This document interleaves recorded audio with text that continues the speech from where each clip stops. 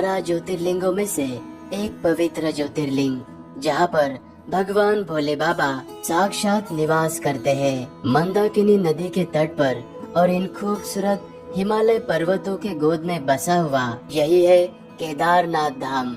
यहीं पर भगवान शिव जी ने पंच पांडवों को दर्शन दिए थे और यहीं पर उन्हें स्वर्ग जाने का रास्ता भी दिखाया था। इसीलिए इस जगह को मुक्ति स्थल भी माना जाता है। केदारनाथ जी की यात्रा में आपके रहने की और खाने पीने की क्या क्या सुविधा है और साथ ही में घोड़ा, पिट्ठू, पालकी, हेलीकॉप्टर, इन सभी के रेट्स क्या होंगे, किस तरह से बुकिंग करनी है और ये यात्रा करने में आपका कितना बजट आ सकता है और केदारनाथ जी के मंदिर में दर्शन करने के बाद यहाँ पर आप और भी कौन सी जगहों पर दर्शन कर सकते हैं और यात्रा करने में आपको कितना समय लगता है, इस वीडियो में हम आपको केदारनाथ धाम के इस खूबसूरती को दिखाते हुए इस तरह की कंप्लीट इन्फॉर्मेशन देने वाले हैं। तो इस वीडियो को पूरा जरूर देखना। केदारनाथ धाम जी की यात्रा हरिद्वार से शुरू होती है और हरिद्वार बस स्टैंड के पास में ही सोनप्रयाग तक जाने के लिए आपको बहुत सारी बसेस की सर्विस मिलती है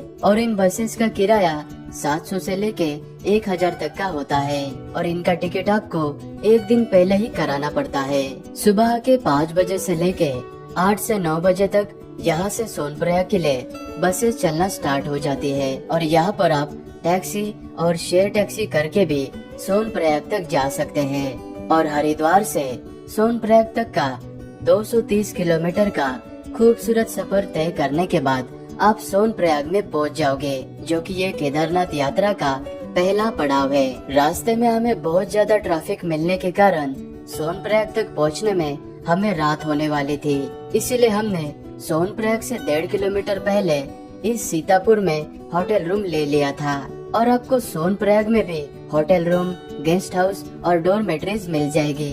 सोनप्रयाग में डोरमेट्री का 300 से लेके 600 रुपए तक लिया जाता है और यहाँ पर होटल रूम का मई और जून महीने में 1500 से लेके 2000, 3000 या 7000 तक भी जा सकता है, क्योंकि सीजन में यहाँ पर रेट बहुत ही ज्यादा हो जाता है। सोनप्रयाग में ही आपको कुछ इस तरह से लाइन में खड़ा किया जाता है और यहीं पर यात्रा में जाने से पहले आपका यात्रा का रजिस्ट्रेशन यानी पंजीकरण को वेरीफाई और चेक करने के बाद ही आपको आगे यात्रा के लिए भेजा जाता है। इसीलिए यात्रा में आने से पहले आप ऑनलाइन वेबसाइट से या फिर ऋषिकेश और हरिद्वार से ऑफलाइन रजिस्ट्रेशन भी करा सकते हैं। यात्रा का रजिस्ट्रेशन चेक कराने के बाद फिर से आपको एक बार इस तरह से लाइन में लगकर यहाँ से टैक्सी में बैठकर आपको गौरी कुंड तक जाना होता है, क्योंकि केदारनाथ धाम की असली यात्रा की शुरुआत गौरी कुंड से ही होती है और सोनप्रयाग से गौरी कुंड 5 किलोमीटर के दूरी पर है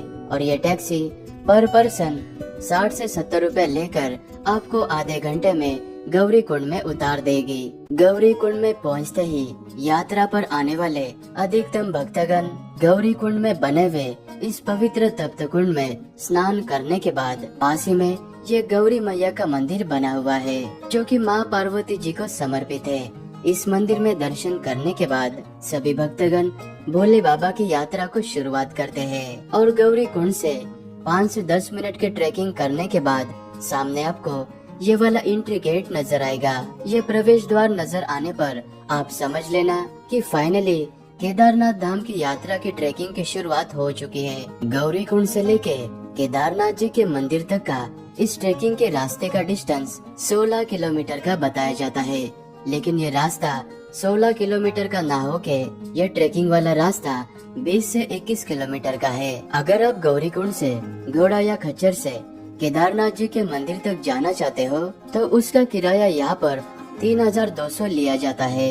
अगर आप यहाँ पर पालकी का इस्तेमाल करते हो तो पालकी का किराया यहाँ पर 7 से लेके 9-10 हजार तक लिया जाता है और यहाँ पर इस पिट्ठू का चार्जेस 3000 से लेके 6 या 7 हजार तक का हो सकता है। और मंदिर तक जाने के लिए सबसे आसान रास्ता है हेली सर्विस का, जो कि गुप्त काशी, फाटा, सिरसी इन 3 जगहों से केदारनाथ जी के मंदिर तक जाने के लिए हेलीकॉप्टर की सर्विस चलती है और हेलीकॉप्टर के जो भी रेट्स है वो आपको स्क्रीन के ऊपर नजर आएंगे। और हेली सर्विस को बुकिंग करने के लिए आप हेली सर्विस के ऑफिशियल वेबसाइट से बुकिंग करना। लगभग 6 से 7 किलोमीटर की पैदल यात्रा करने के बाद आप इस रामबाड़ा नामक जगह पर पहुंच जाओगे और यहाँ पर आपको मंदाकिनी नदी पर बनाए गए ये ब्रिज नजर आएंगे।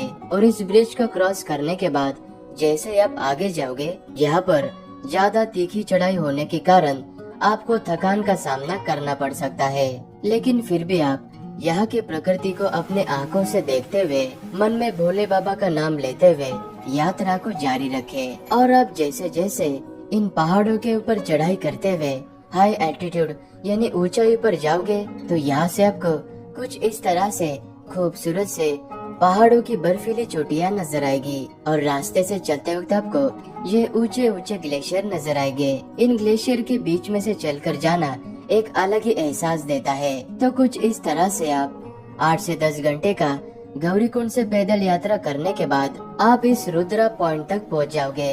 और यहाँ पर आते ही आप समझ लेना कि मंदिर अभी बिल्कुल पास में ही है और सारे घोड़े और खच्चर वाले पालकी वाले आपको यहीं पर उतार देंगे।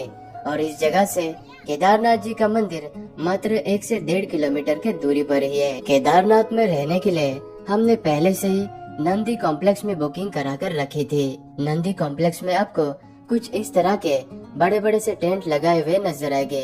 इन टेंट्स के अंदर नीचे गद्दा बिछाकर उसके ऊपर आपको माइनस टेम्परेचर की ये स्लीपिंग बैग दी जाती है और इसका 800 से लेकर 900 रुपए तक लिया जाता है। अगले दिन की सुबह होते ही 4 बजे के बाद में हम निकल पड़े थे दर्शन करने के लिए। और रास्ते से जाते वक्त अचानक से स्नोफॉल स्टार्ट हो चुका था। इस वजह से मौसम बहुत ही सुहावना हो चुका था और कड़ाके की ठंड होने के बावजूद भी सभी भक्तगण इस तरह से लाइन में लगकर दर्शन करने के लिए जा रहे थे। और केदारनाथ जी के इसी मंदिर के गर्भगृह में बिल्कुल मध्य भाग में भगवान भोले बाबा का शिवलिंग विराजमान है। और ध्यान से देखने पर आपको शिवलिंग के अग्र भाग पर आपको गणेश जी और माँ पार्वती जी का श्री यंत्र नजर आता है। और इसी मंदिर के आसपास में कई सारे धर्मशाला, गेस्ट हाउस और होटल्स भी बने हुए हैं। लेकिन मई और जून के महीने में ज्यादा भीड़ होने के कारण यहाँ पर सभी होटल्स के रेट थोड़े से ज्यादा बढ़ जाते हैं। और केदारनाथ जी के इस मंदिर के बिल्कुल पीछे आपको ये बड़ी सी शिला नजर आएगी। इस शिला को भीम शिला कहा जाता है। जब 2013 में यहाँ पर प्राकृतिक आपदा आई थी तो इसी भीम शिला ने केदारनाथ जी के इस मंदिर को बचाया था। और भीम शिला के यहाँ से आप मात्र 1 मिनट थोड़ा सा आगे चलकर आओगे तो यहाँ पर आपको ये जगत गुरु आदि शंकराचार्य जी की बहुत ही खूबसूरत प्रतिमा नजर आएगी।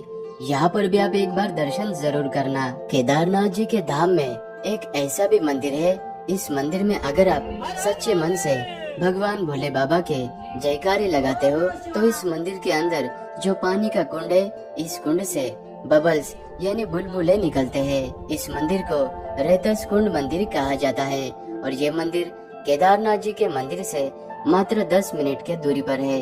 ये है काल भैरव जी का मंदिर, जो कि केदार घाटी का सबसे ऊंचाई पर स्थित यह भैरव बाबा का मंदिर है।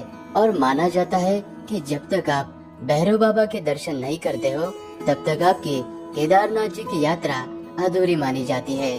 और जब 6 महीने के लिए केदारनाथ जी के कपाट बंद हो जाते हैं तब कहा जाता है कि भैरव बाबा ही इस केदार घाटी के साथ में ही केदारनाथ जी के मंदिर की रक्षा करते हैं। केदारनाथ जी के मंदिर के राइट साइड में आपको ये लोहे का पुल नजर आएगा।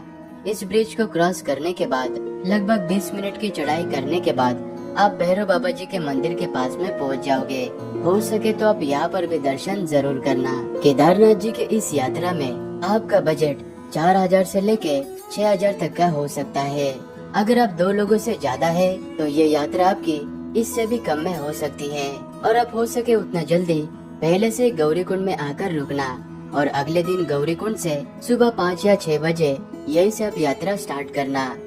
नहीं तो आपको भी हमारी तरह सोनप्रयाग में टैक्सी के लिए और रजिस्ट्रेशन चेक करने के लिए 3 से 4 घंटे आपके ऐसे वेस्ट हो जाएंगे। और यहाँ पर मई और जून महीने में सीजन और भीड़ होने के कारण सभी होटल्स के रेट बढ़ जाते हैं। और मानसून में जुलाई और अगस्त में यहाँ पर कभी भी लैंडस्लाइड और ज्यादा बारिश होने की संभावना रहती है, तो आप सितंबर में भी कर सकते हैं। उस वक्त आपको कम बजट लगेगा। और केदारनाथ जी के मंदिर के आसपास में और पूरे रास्ते में आपको खाने पीने की कोई भी कमी नहीं होने वाली। और केदारनाथ जी के इस मंदिर से लेके वापस गौरीकुंड तक जाने के लिए आपको 6 से 7 घंटे का समय लगता है। और केदारनाथ में कभी भी मौसम बिगड़ सकता है, इसीलिए आप आपके साथ में थोड़े से गर्म कपड़े जरूर रखना। तो इस तरह से आप केदारनाथ जी की यह यात्रा कर सकते हैं।